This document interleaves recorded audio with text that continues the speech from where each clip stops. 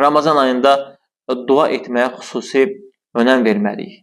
Necə ki, Ayşə anamız radiyallahu anha buyurur ki, Ya Rasulallah, əgər Qədir gecəsinə yetişsəm, nə edim? Yəni, Peyğəmbərimiz Muhammed sallallahu aleyhi və səlləmdən nəsihət istəyir. Ya Rasulallah, birdən Qədir gecəsinə yetişdim. Bu günü mən nə edim? Peyğəmbər sallallahu aleyhi və səlləm buyurur ki, əgər Qədir gecəsinə yetişsən, de ki, Allahümmə innəkə afuvun tuhibbul afvə fa'fu anni. Əgər deyir, Qədir gecəsinə yetişsən, bu duanı et. Yəni, Allahım, sən bağışlayansan, bağışlamağı sevirsən və məni bağışla. Və Sufyan Əs-Səvri rəhmətullah aleyhi deyir ki, Qədir gecəsi dua etmək mənə namaz qılmaqdan sevimlidir. Çünki baxın, Peyğəmbər sallallahu aleyhi və səlləm Qədir gecəsində Ayşə anamıza dua etməyi tövsiyə etmişdir.